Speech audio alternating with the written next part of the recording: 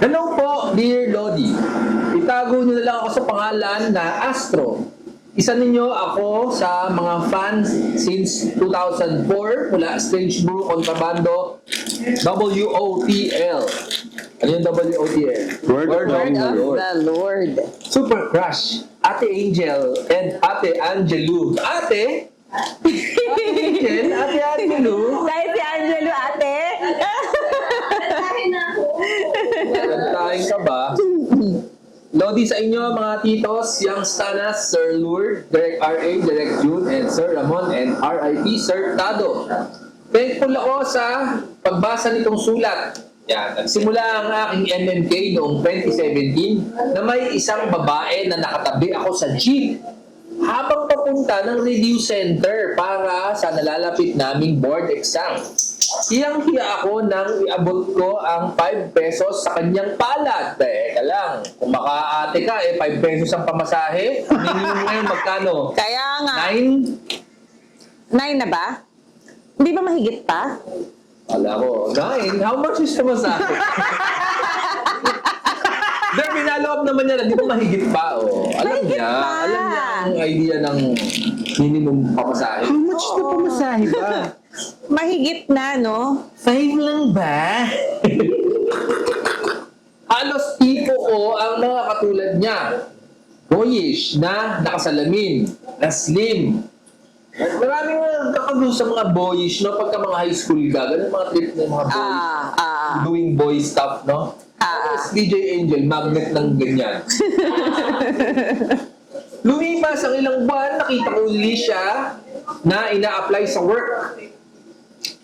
Na kasama ng mga barkada ko. Ako ang mga kasama ko noon, bakit patay na patay ako sa kanya? Ako at ang mga kasama ko noon, ano daw? Basta patay na patay ako sa kanya. Akala nila mas type ko yung sexy na nakasabay namin. At ayun nga, confirm na siya nga. Yun, may kasabay siyang sexy pero mas gusto niya yung boyish. Hindi ako nag-atubili na magpapansin sa kanya at magpakilala lalo. Ayan, magpakilala. Lalo pa akong kinikilig na malaman ko kasamahan pa namin pala sa simbahan. Kaya, December 2017, magdagan na kami magka-chat. Magdamagan siguro. Magdamagan na kaming magka-chat. Puro silly jokes and casual stories like mga hobbies sa buhay hanggang sa lumalim na ang aming pag-uusap. Lalo pa akong na-excite nang malaman ko ang kanyang bahay na halos kalapit lang ng isang barangay. Okay. At naman ang bahay, karapit ng barangay. Lahat ng bahay nasa loob ng isang barangay. Nag-take ako ng chance. Nagparamdam na nakisuyo sa family. Bawat tawag niya, nandyan ako. Lalo pa kaming naging close. Nang samahan ko siya, tulungang mag-asikaso ng papel para siya ay magka-work. Ngunit sa kasamaang palad, dahil sa kulang ang mga requirements niya ay di siya nakapagpatuloy. Kaya yun, imbis na iniwan ko siya sa ere, mas sinamahan ko pa siya maghanap muna ng ibang work at maging boy best friend sa kanya. Naku. Sa aming pag-uusap, maraming beses na rin akong tinanggihan, naligawan siya o mabasted, ngunit di rin ako nagpatinggil. Nagpatinggil? Nagpatinggil? Teka lang, ano to? Sa aming pag-uusap, maraming beses na rin ako tinanggihan, naligawan siya o mabasted. Sabihin nun, Ayaw siyang paligawin, siguro. Oo. Huwag ka naman ligaw, tol. Ba't parang ganun? So, preemptive. Preemptive sa sino palpan siguro yan. tatanggi? Si Wern? Oh, sinasabi sa kanya. Okay. Busted na yun. Preemptive busted na yun. Hindi lang ako. Halos linggo-linggo, nag-iita kami. Maaring mag-bike, mamasyal, o kaya tumambay sa bahay. Hanggang sa may nangyari sa amin. Di kami nakontento hanggang nasundan pa ito sa kotse habang namamasyal. Slightly more one romance. Slightly lang, more one romance. Diba? Ngunit paano nakakaramdam siya ng guilt na mali ito Gulo mo magsulat eh. Okay, bandahanin ko ah. Kung gaano kaganda yung sulat na una kanina. Oo nga eh. Pangintindihin, brother ah. Ngunit kahit paano, nakakaramdam siya ng guilt na mali ito. Ah, okay. Yung ginagawa nila. At wika niya sa akin, ngunit alam ko sa sarili ko na siya ang nagyaya. Pero mas sinusundan ako ng tanong, kaya ko ba siya panindigan? Sa akin, matinding emosyon ko, nananahimik ako at di ko rin masagot. Sa kabilang banda, ikinumpara ako sa ibang boys. Natularan sila, lalo na ang mga nasa simbahan na active sa church. I was not ready that time at siya rin, kalaunan, umamin siya na ginagamit lang niya ako para magkaroon siya ng work. Oh. So yung mga ginagawa nilang kalandian, Yung pala, dahil tinutulungan niya makakuha ng trabaho. okay, lang pala yun. Yun lang pala yun. In exchange for panggagamit.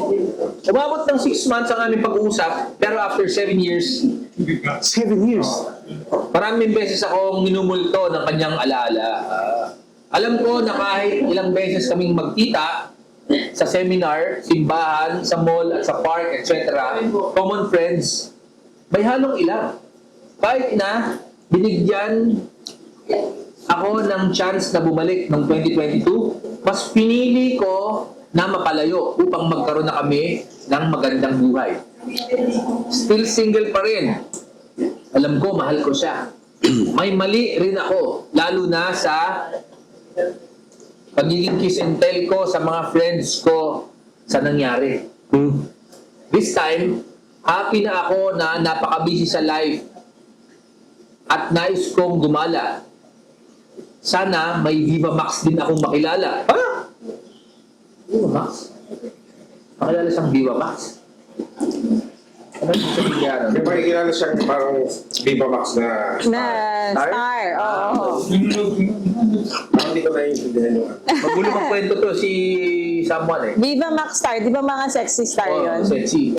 Well, I did my best na magparamdam kay Jera. Hindi niya totoong pangalan. Ito ang masasabi ko na nagkatikiman lang talaga kami. Mahirap, pero I need to move on. Kaya, sige lang. Nagtikiman. Magpapakayang stan na muna ako. Yo. Yung So, Yowie ba? Yowie, so hanggang dito na lang ako. Sent din ako eventually ng Matreon. Sent din ako eventually. Magse-send kasi. Past tense. baka nakapag-send na siya.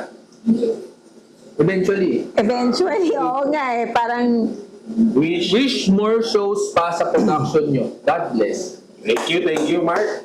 Sorry sa wrong grab. Ayun! Ay, sorry pala. so, Siguro alam niya. nagising siya rito. Kasi ano eh, may PS eh. Parang ibang date. Sorry sa wrong grammar. Halos puyat ako sa work.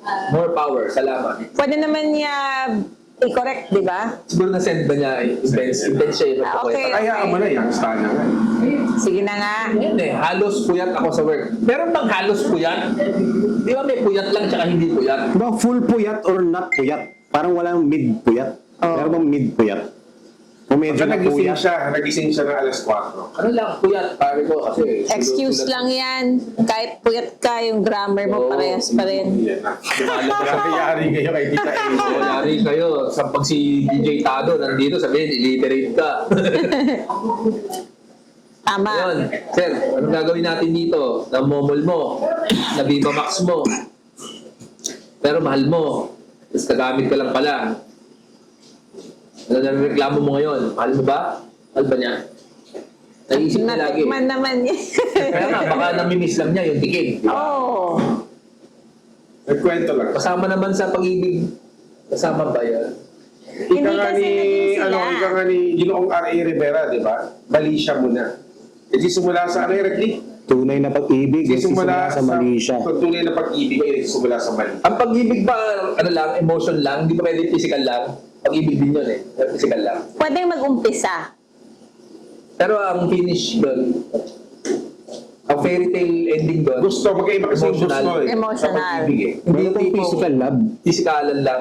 Eh kung yung love language mo physical, Oo nga. Oo. Pwede kaya? bad ba yun? Is that bad? Eh, pero kung love language, ibig sabihin, may love nga. Oo nga, hindi pwede. So, may emotion.